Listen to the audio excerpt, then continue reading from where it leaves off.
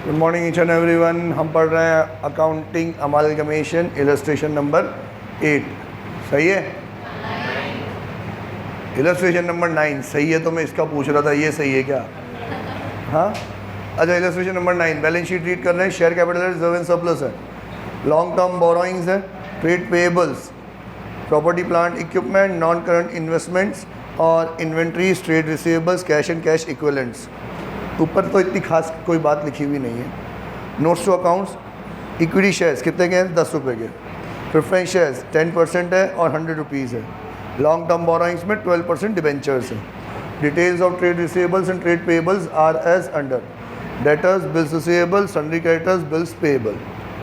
Okay, आम जिंदगी, कुछ भी खास नहीं है बैलेंस शीट में देखने से। Property plant and equipment of both the companies are to be revalued at 15% above the book value. दोनों को पहले 15% से रिवैल्यू करना है। Both the companies are to pay 10% equity dividend. Equity को डिविडेंड मिलेगा 10%, तो जो इक्विटी शेयर कैपिटल है उसका 10%। But preference dividend having being already paid, preference का तो हम पे कर चुके हैं, तो हमें कुछ करने की ज़रूरत नहीं है। After the about transactions, underline करो इन 4 वर्ड्स को। After the about transactions star mark कर लो। After the above transactions are given effect to, P Limited will absorb Q Limited on the following terms। कि पहले ये 2 ट्रांजेक्शन्स की entry पास करो, उसके बाद टेक ओवर करेंगे। तो पहले 2 ट्रांजेक्शन्स की एंट्री पास करनी है तो क्या है? पहला तो रिवैल्यू करना है। अब अगर आप रिवैल्यू कर रहे हो अमालगमेशन से बियॉन्ड, अमालगमेशन से हट के रिवैल्यू कर रहे हो, तो फिर रिवैल्यूएशन रिजर्व आएगा कि नहीं आएगा? आपको पता है कि नहीं पता ये बात? अगर अपन अपवर्ड रिवैल्यू करते हैं तो रिवैल्यूएशन रिजर्व आता है, डाउनवर्ड रिवैल्यू करता है तो फिर P&L जनरल रिजर्व में से क्या हो जाता है? राइट ऑफ हो जाता है। यहाँ तो ये कौन सा है? अपवर्ड रिवैल्यूएशन है, तो रिवैल्यूएशन रिजर्व आएगा। किसको रिवैल्यू करना है आपको? प्रॉपर्टी प्लांट एंड इक्विपमेंट, दोनों कंपनी की। ठीक है, तो दोनों कंपनी सेम एंट्री पास करेगी। एंट्री होगी property plant and equipment account debit to revaluation reserve account. Amount calculate कर लो, दोनों का 15%, 7 लाख का 15%, 1,05,000, 2,50,000 का 15%, 37,500। क्लियर है? ये दोनों लोग एंट्री करेंगे। ठीक है, इसके बाद फिर उन्होंने कहा कि इक्विटी डिविडेंड देना है। अब इक्विटी डिविडेंड देना तो डिविडेंड तो कहाँ से जाता है? रिजर्व एंड सरप्लस में से। रिजर्व एंड सरप्लस में देखो कौन कौन से रिजर्व एंड सरप्लस है, कुछ बताया नहीं उन्होंने, सिर्फ रिजर्व एंड सरप्लस लिख रखा है, तो इसी में से दे देंगे। एंट्री क्या होगी? रिजर्व एंड सरप्लस में से डिविडेंड देना है, तो बुक में इनडायरेक्ट एंट्री दे रखी है, हम भी इनडायरेक्ट ही करेंगे, उससे समझ पड़ती है किस चीज़ का पैसा दे रहे हो। तो एंट्री होगी reserve and surplus account debit to equity dividend, equity dividend account debit to bank, यही करेंगे। अगर डायरेक्टली हमने बैंक से एंट्री कर दी होती तो पता नहीं पड़ेगा कि रिजर्व एंड सरप्लस से जो पैसा दिया वो किस बात का दिया, तो इसलिए पहले ड्यू की एंट्री करी, फिर पे की एंट्री करी। ये भी एंट्री दोनों बुक्स करेंगे, P लिमिटेड और Q लिमिटेड दोनों लोग करेंगे ये एंट्री। ठीक है, ओके। सोल्यूशन से कंपेयर मत करो अभी, क्योंकि सोल्यूशन में सिर्फ और सिर्फ अमालगमेटेड कंपनी की वो है एंट्रीज है, हमें दोनों की सीखनी है। ठीक है, okay. After the about transactions are given effect to, P limited will absorb Q limited on the following terms. कौन टेक ओवर कर रहा है? P टेक ओवर कर रहा है Q को। तो एक छोटी सी ट्रेंड हम अपनाएंगे, अब से जब कभी भी 2 बैलेंस शीट दे रखी हो और कोई एक टेक ओवर कर रहा हो दूसरे को, तो जो टेक ओवर कर रहा है उससे एरो लेके मार देना जिसको टेक ओवर किया जा रहा है उसको। तो P से एरो मार दो किसकी तरफ? Q की तरफ। ठीक है, तो सोचने का टाइम थोड़ा कम लगेगा, हमें बार बार नहीं देखना पड़ेगा कौन टेक ओवर कर रहा है। 8 equity shares of 10 each will be issued by P limited at par against 6 shares of Q। उनके 6 के बदले में हम कितना देंगे? 8 देंगे। तो यहाँ कैलकुलेशन कर लेते हैं अपन। नंबर ऑफ शेयर्स कितने हैं Q के? 3 लाख है, डिवाइड बाय 10 तो 30,000 शेयर्स है। उनके 6 शेयर्स के बदले में हम कितने देंगे? 8। कितना हो गया? 40,000। 40,000 शेयर्स हो गए। ये पोर्शन दिख रहा है कि स्क्रीन पे 40,000 तक ही दिख रहा है। तो इक्विटी शेयर कैपिटल 40,000 इंटू 10, तो ये पार पे इशू करना है ना, 4 लाख। इसके बाद 10% preference shares of Q limited will be paid at 10% discount by issue of 10% preference share of 100 each at par in P limited. Line दोबारा से पढ़ो और बताओ डिस्काउंट रिडेम्पशन पे है कि इशू पे है?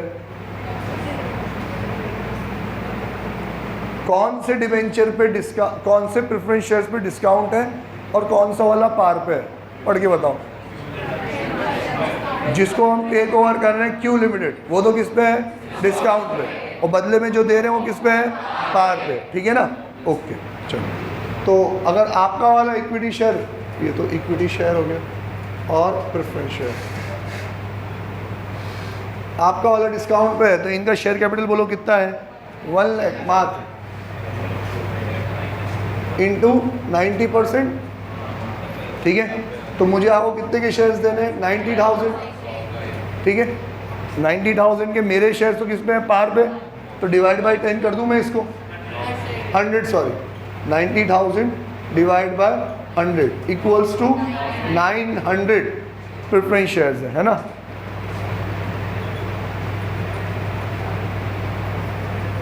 वन एंड टू, दो चीज़ दे दी। मेरा परचेस कंसिडरेशन कितने का हो गया? 4,90,000। ये 10% डिस्काउंट पे देना, 90,000 देने। 90,000 मेरा शेयर तो पार पे ही है, डिवाइड बाय 100, 9,000 प्रेफरेंस शेयर दूंगा, 900 दूंगा, 900 इंटू 100 करूँगा, वापस 90,000 ही आएंगे। तो यही देना है। आगे बढ़ो। 12% debenture holders of Q limited are to be paid at 8% premium by 12% debentures in P limited issued at a discount of 10%। अब ये बहुत खतरनाक, स्टार मार्क करो और वापस से देखो किसका वाला डिवेंचर डिस्काउंट पे है और किसका वाला प्रीमियम पे है।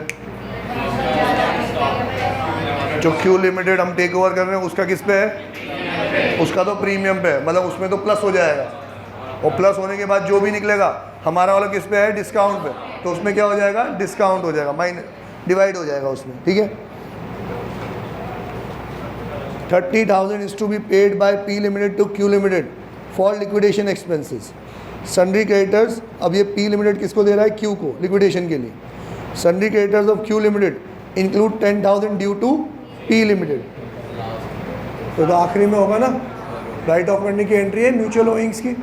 ठीक है। Inventory in trade and debtors are taken over at inventory in trade and debt inventory, अच्छा, inventory in trade and debtors are taken over at 5% lesser than their book value by P limited. तो जब take over करेंगे तब 5% minus करना है, मतलब जब अपन close करेंगे बुक्स तो तब कुछ करना नहीं है।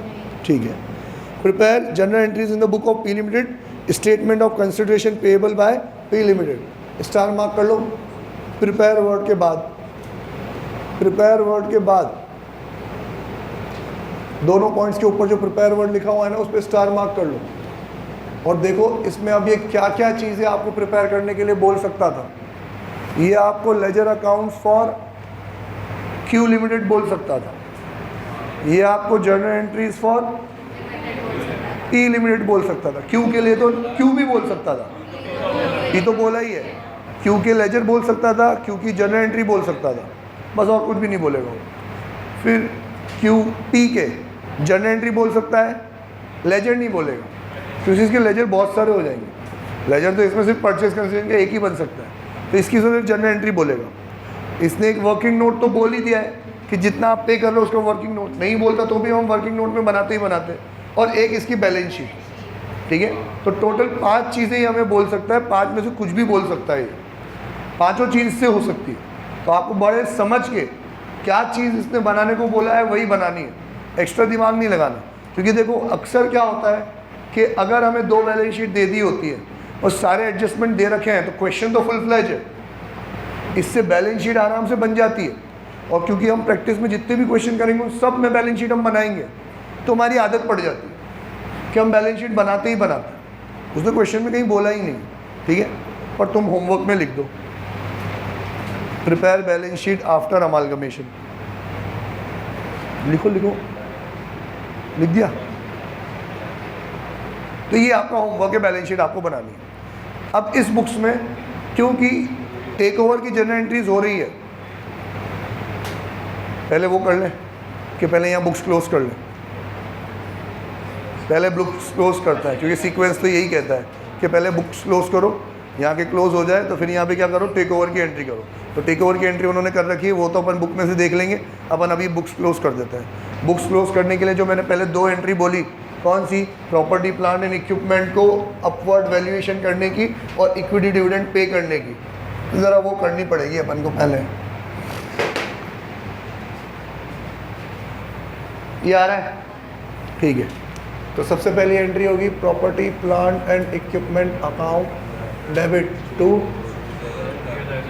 Revaluation reserve. कितना है बेटा, अपन क्यू लिमिटेड की एंट्री कर रहे हैं, जो कंपनी खत्म हो रही है उसकी। 3 लाख का कितना नहीं, 3 लाख नहीं, 2,50,000 का 15%, 37,500।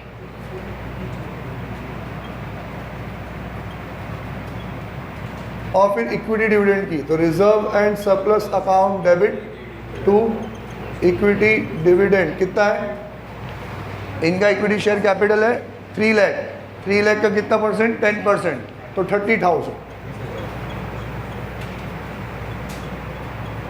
और इक्विटी डिविडेंड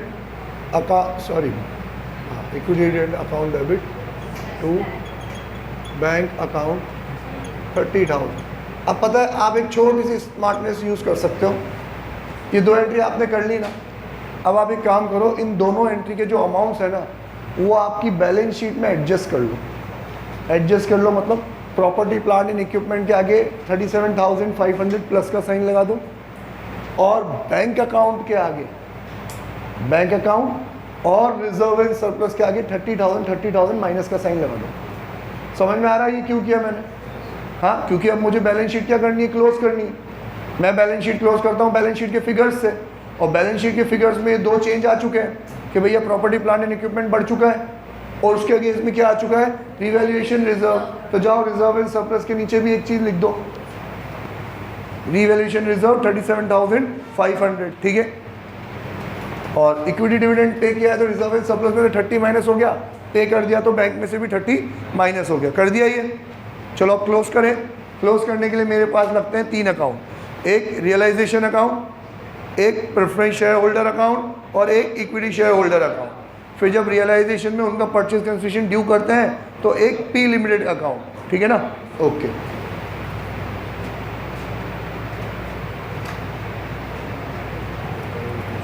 ये 490 रब कर दूं क्या? रब तो कर रहा हूँ, पर तुम्हें ये याद रखना है 490, हाँ, कि इक्विटी शेयर्स मिल रहे हैं 4 लाख के, प्रेफरेंस शेयर्स मिल रहे हैं 90,000 के, रख लोगे याद? गजनी तो नहीं हो तुम।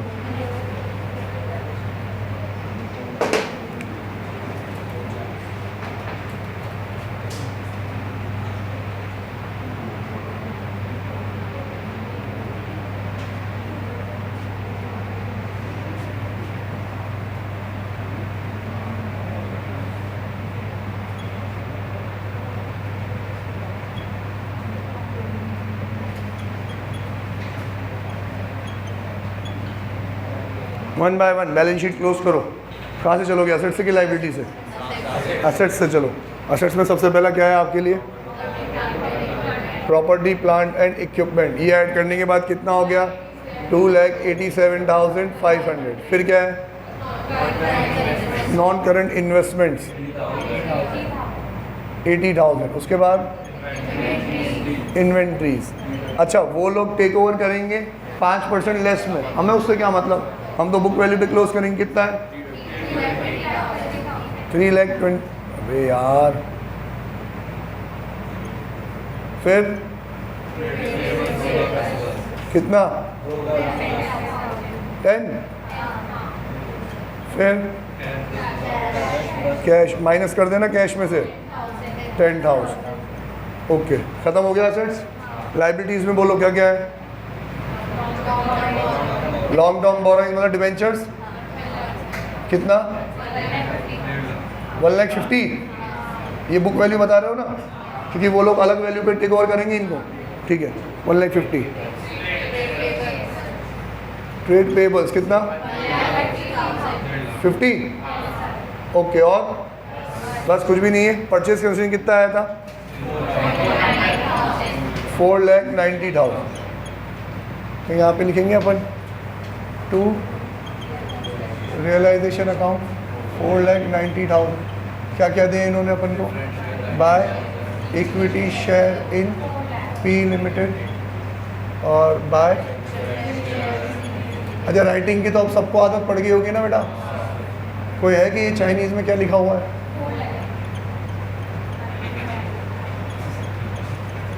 ओके, यहाँ पे आएगा 90,000 और यहाँ पे आएगा 4,2।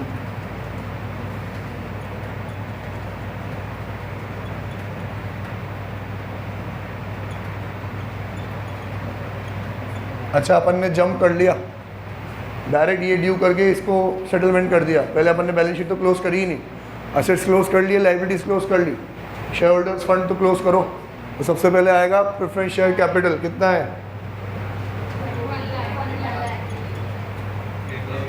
1 लाख। इक्विटी शेयर कैपिटल कितना है? रिजर्व एंड सरप्लस कितना है?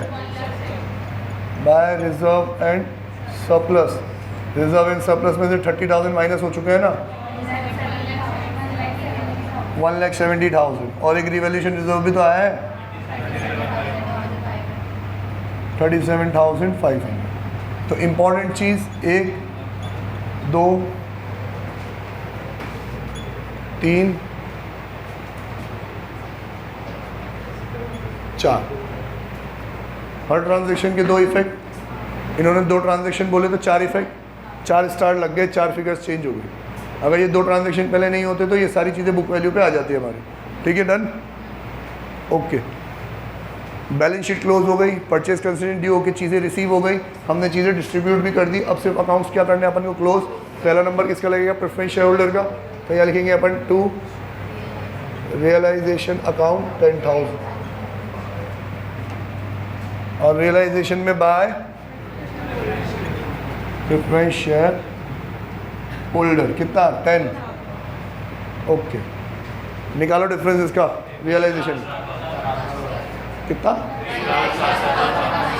इधर के इधर credit side by equity share holder 1,07,500 to realisation account 1,07,000। हो रहा है क्या बराबर? ये हो गया। अब मैं आपको, नहीं यार तुम देखोगे तो समझ नहीं पाओगे, टेक ओवर करते हैं हम। ठीक है, टेक ओवर करेंगे तो उनको भी टेक ओवर से पहले ये 2 एंट्री पास करनी। तो उनका 15% कितना है देखो, 1,05,000 है ना। तो 1,05,000 की एंट्री चेक करो। जैसा जैसा अपन डिस्कस कर रहे हैं आप चेक करते जाओ, टिक मार्क करते जाओ। 1,05,000 की एंट्री उन्होंने कर रखी होगी सबसे पहले। Property plant and equipment account debit to revaluation reserve हो रही है। फिर उनका भी डिविडेंड देने की एंट्री देखो। उनका कैपिटल कितना है? 6 लाख का। 6 लाख का 10% कितना होगा? 60,000। तो ये 2 एंट्री 60,000 से हो रही होगी, हो रही है। ठीक है, अब वो करेंगे टेक ओवर। टेक ओवर में क्या करेंगे? सारे एसेट्स को डेबिट करेंगे, है ना। सारे एसेट्स को डेबिट करेंगे तो property plant and equipment revalue हो चुका है 287 पे लेंगे। नॉन करंट इन्वेस्टमेंट 8 लाख पे लेंगे, 80,000 पे लेंगे। इन्वेंट्री और ट्रेड रिसीवेबल्स में वो लोग कुछ हेरा फेरी कर रहे हैं साले, कितना 5% लेस कर रहे हैं ना। तो देखो इन्वेंट्री कितने की है? 3,20,000। 3,20,000 में से 16,000 माइनस हो जाएंगे। 3,04,000 से टेक ओवर कर रखा होगा उन्होंने, देखो कर रखा है। डेटर्स कितने हैं उनके? 1,90,000 में भी 5%। देखो रिसीवेबल्स में भी उसने 5% माइनस कर रखा है क्या? बिल्स रिसीवेबल पे सिंपल डेटर बोला तो डेटर पे ही करा है ना। 1,90,000 माइनस 5% करो, नहीं कर रखा है इसने, नीचे प्रोविजन बना रखा होगा। बात तो वही पड़ेगी ना बेटा, ठीक है। प्रोविजन बात वही पड़ेगी। आप चाहो तो डायरेक्ट डेटर ले लो या चाहो तो प्रोविजन बना लो। इसने राइट ऑफ करने के लिए बोला था, प्रोविजन बनाने के लिए थोड़ी बोला था।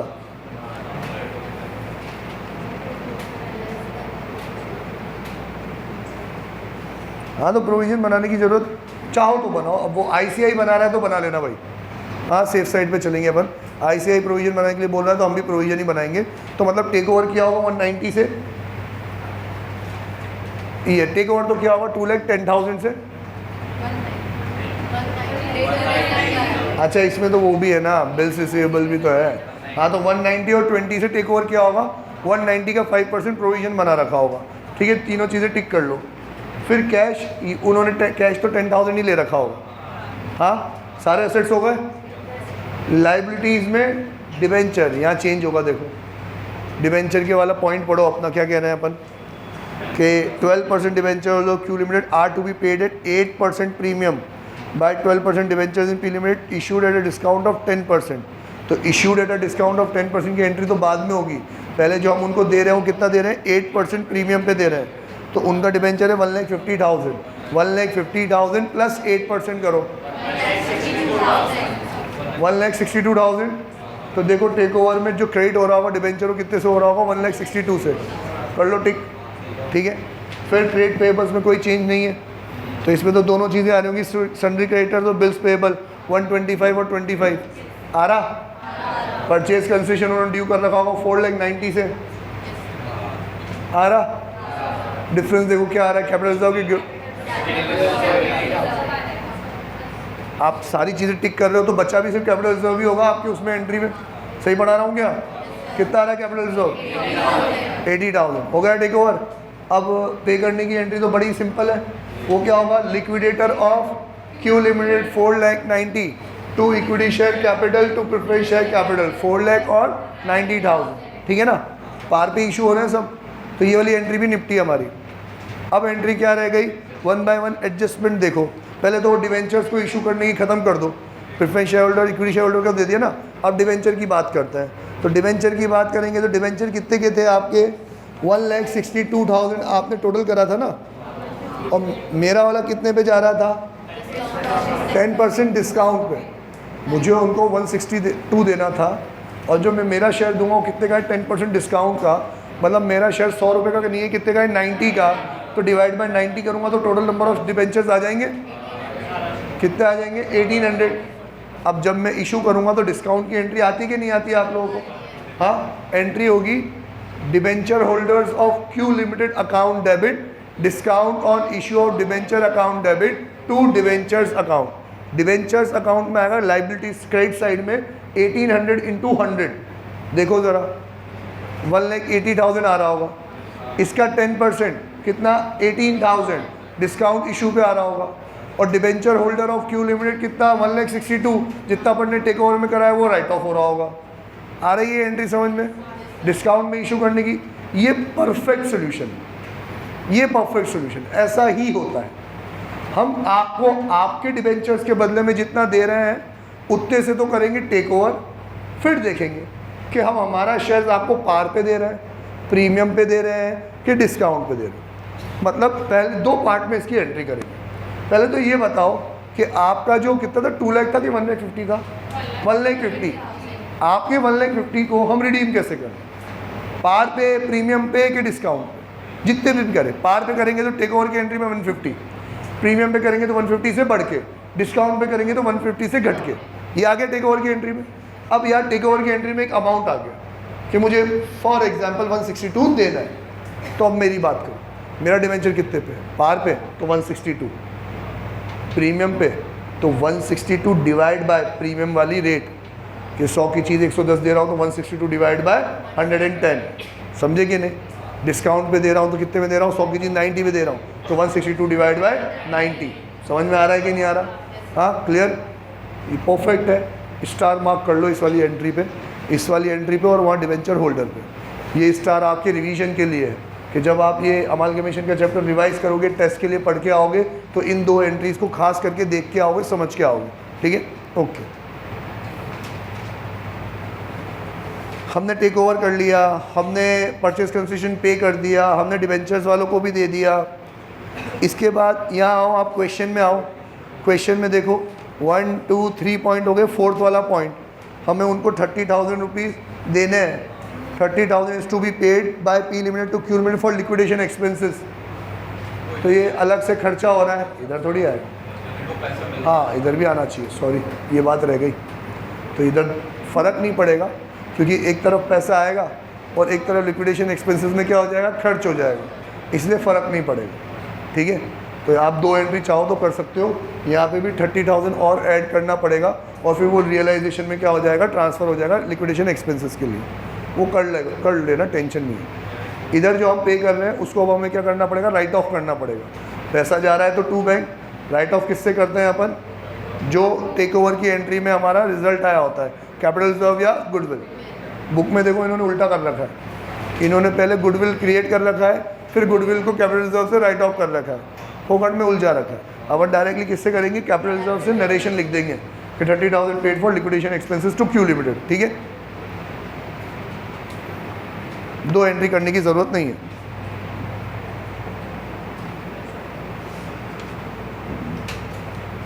चले, उसी 4th पॉइंट में आगे लिखा हुआ है कि 10,000 क्या है हमारे कॉमन है, तो डेटर और क्रेडिटर से एडजस्ट कर लेंगे। Creditors account debit to debtors account, 10,000 हो जाएगा। ठीक है, सारी एंट्रीज होगी चेक कर लो, फिर रह गया क्या, नहीं।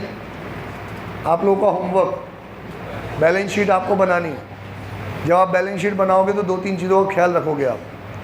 एक आप ख्याल रखोगे रिवैल्यूएशन रिजर्व का, लिख लो वहाँ पे जहाँ बैलेंस शीट बनाने का होमवर्क लिख रखा है ना आपने, वहाँ पे आप बुलेट पॉइंट्स में लिख लो किस किस बातों का ख्याल रखोगे आप।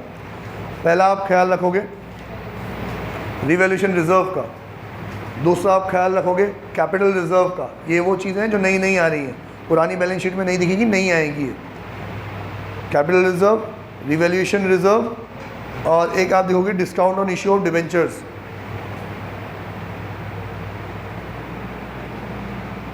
और अगला ख्याल रखोगे आप बैंक अकाउंट का।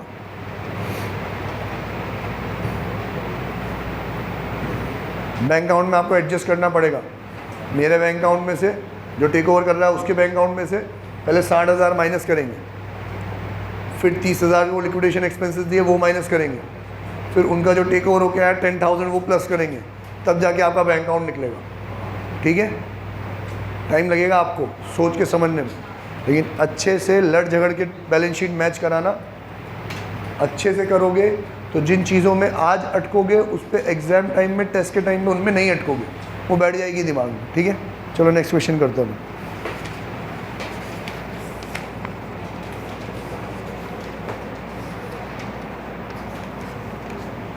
Illustration number 10, page number 13.56। The financial position of 2 companies of Hari Limited and Vayu Limited as of 31st March 2021 was as under: share capital, reserve and surplus, long-term provisions, trade payables, property, plant, equipment, intangible assets, inventory, trade receivable, cash and cash equivalents.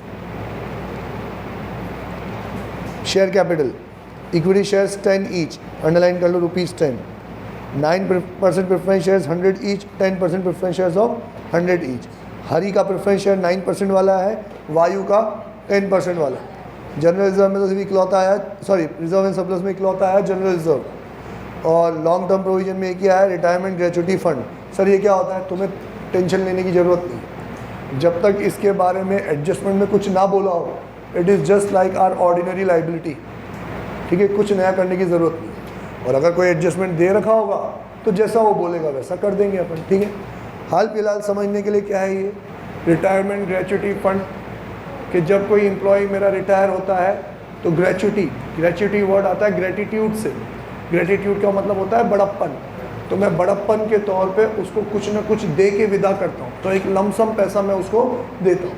अब मुझे पता है कि मेरे यहाँ इतने सारे employees काम कर रहे हैं, कभी ना कभी रिटायर होंगे, तो मुझे उनको रिटायरमेंट के टाइम पे बड़ा सा पैसा देना है, तो उसकी तैयारी अभी से कर रहा हूँ, तो मैंने फ़ंड बना रखा है। समझ में आया? Land and building, plant and machinery, intangible assets में क्या है, गुडविल। हरी अब्जॉर्ब्स वायु लिमिटेड, तो जाओ पहले तो एरो बनाओ। हरी भाई साहब किसको ले रहे हैं, वायु को। ओके, फिर 10% preference share holders are to be paid at 10% premium by issue of 9% preference shares of Hari limited. तो जिनको दे रहे हैं उनका तो किस पे मान रहे हैं, प्रीमियम पे, और जो दे रहे हैं वो तो किस पे मान रहे हैं, पार पे। ठीक है, goodwill of Vayu limited is valued at 50,000, building are valued at 1,50,000 and machinery at 1,60,000। मजा आ गया? सबकी रिवाइज वैल्यू दे दी आपको टेक ओवर के लिए, ठीक है। Invented to be take over at 10% less value and provision for doubtful debts to be created at, इसमें कितना क्लियर कट बोला कि इसमें प्रोविजन बनाना है। तो चलो हमें तो जब नहीं बोलेगा तब भी हम तो प्रोविजन ही बनाएंगे, सीख लिया हमने। तो ये भी सारी टेक ओवर की वैल्यूज़ क्या हो रही हैं, चेंज हो रही हैं। Okay, equity share holders of Vayu limited will be absorb will be issued necessary equity shares at 5% premium.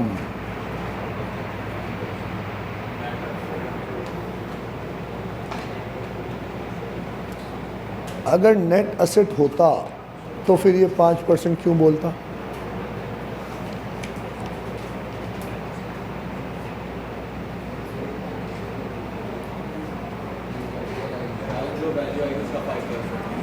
लिखो वहां पे, नेसेसरी वर्ड को अंडरलाइन करो और लिखो नेट एसेट।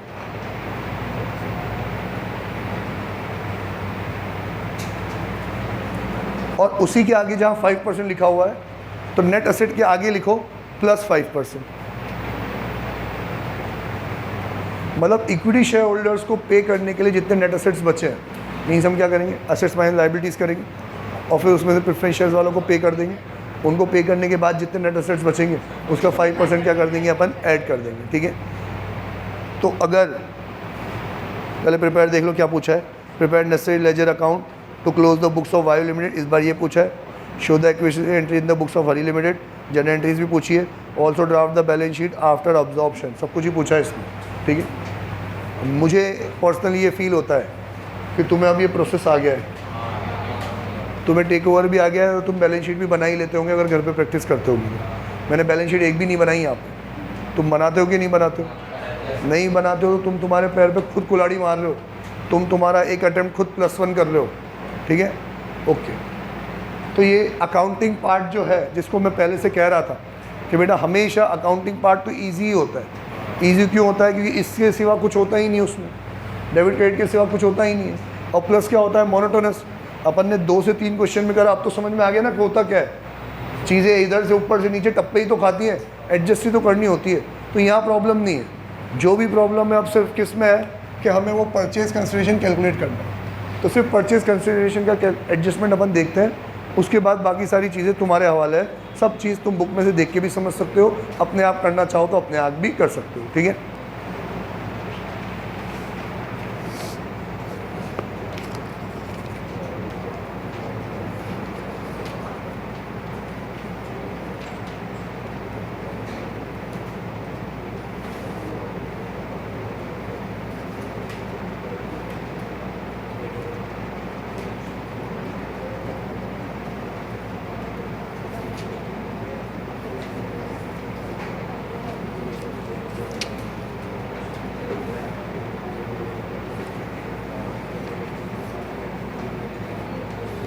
अरे यार, डी वाले पॉइंट पे स्टार मार्क करो और हमसे एक गलती हो गई।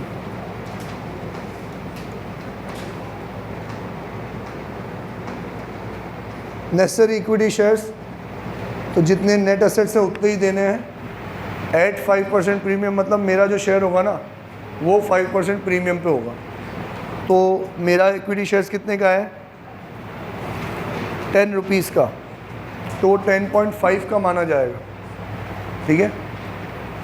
तो यहाँ जो +5% लिखा हुआ है ना आपने, उसको कट कर दो, वो गलत है। +5% नहीं होगा, नीचे लिखो new shares will be issued at 5% premium. New shares will be issued at 5% premium.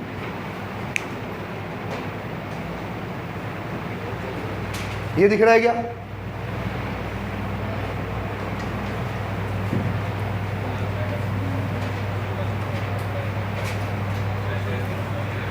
Okay, net asset calculate करना है अपन को।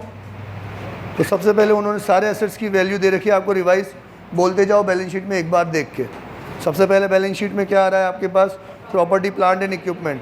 प्रॉपर्टी प्लांट एंड इक्विपमेंट पे शेड्यूल्स में जाओ, क्या क्या है, land and building, plant and machinery. Land and building की रिवाइज वैल्यू दे रखी है उन्होंने 1,50,000, मशीनरी की 1,60,000। 1 लाख कितना दे रखा है, और प्लांट एंड मशीनरी, उसके बाद बैलेंस शीट में देखो क्या दे रखा है, इंटेंजिबल एसेट्स मतलब गुडविल, गुडविल की रिवाइज वैल्यू कितनी दे रखी है 50,000। फिर देखो बैलेंस शीट में और क्या दे रखा है, इन्वेंट्रीज, इन्वेंट्रीज में भी माइनस करना है कुछ, 10% लेस, कितना आएगा 157,500। फिर क्या दे रखा है आपको, ट्रेड रिसीवेबल्स में भी लेस करना है अपन को, कितना परसेंट 7.5%, करो माइनस, कितना बचा 92। फिर उसके बाद कैश में तो कुछ एडजस्ट हो ही नहीं सकता, कितना है 20,000।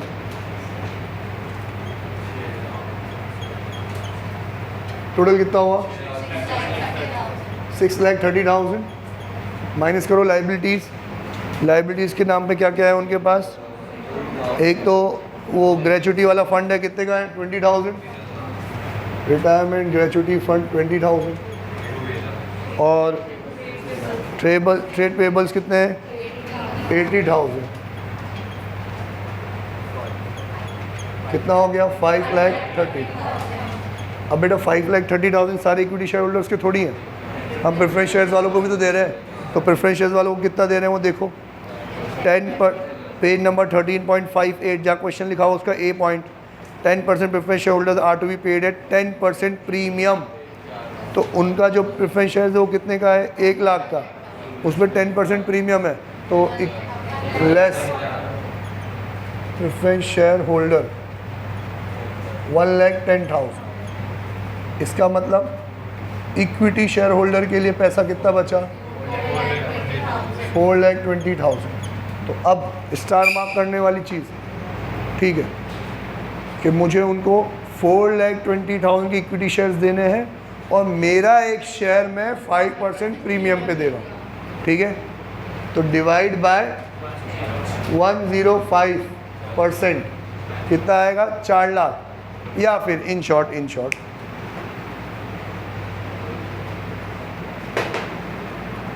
मेरा शेयर कितने का है 10 का, 5% प्रीमियम मतलब 10.5 डिवाइड बाय 10.5 कर लो, 40,000 आया। यहाँ करता हूँ मैं इसको 4,20,000 डिवाइड बाय 10.5 मतलब 40,000 क्या है शेयर्स। जब मैं इशू की एंट्री करूँगा तो 40,000 इंटू 10 4 लाख तो क्या आ जाएगा शेयर कैपिटल, और 40,000 इंटू 0.5 20,000 क्या आ जाएगा सिक्योरिटीज प्रीमियम, ठीक है। चेक कर लो एंट्री टेक ओवर की अगर इन्होंने कर रखी हो तो कर रखिए, लास्ट की एंट्री, ठीक है। बाकी पूरा क्वेश्चन लल्लू है, हो जाएगा तुम लोगों से, ठीक है। आप घर पे ट्राई करना, एक एक चीज़ ट्राई करना, मतलब पहले रियलाइजेशन खुद माइंड में फ्रेम करना कि एसेट्स ऐसे ऐसे टेक ओवर होने चाहिए, हो रहे हैं तो टिक टिक टिक टिक टिक। मैं ये नहीं कह रहा हूँ कि आपको बुक में सॉल्व करना है, जो चीज़ यहाँ सॉल्व हो रही है वो वापस से वहाँ लिख के क्लास में होमवर्क करने की ज़रूरत नहीं है। आप तो सिर्फ खुद फ्रेम करो कि ये एसेट्स हैं, बुक वैल्यू पे टेक ओवर होनी, रियलाइजेशन में जानी चाहिए, तो यहाँ पे ये टिक करते जाओ, सोल्यूशन में देखते जाओ, टिक करते जाओ। आपके हिसाब से जो होना चाहिए वो हो रहा है तो टिक कर लो, जो नहीं हो रहा है उस पर दिमाग लगाओ कि ये क्यों नहीं हो रहा है, ठीक है। बाय, टाटा, सी। आज आप वर्षा मैम को बोल देना कि हमारी अमलगमेशन की शीट दे दो मैम। कैपिटल गेन की शीट प्रिपेयर हो रही है नई बुक में से बेटा, उसमें बहुत टाइम लगता है क्योंकि वो जो पुरानी शीट है वो पिछले साल की है, आपका इंडेक्स नंबर, आपके सॉल्यूशन, वो सारी चीज़ें चेंज हो गई, तो शीट पूरी नई प्रिपेयर हो गई। फिर भी आज तक जितनी हो गई होगी, कुछ 10-15 क्वेश्चन तो हो गए होंगे उसमें आराम से, तो वो तो दिलवा देना होगा।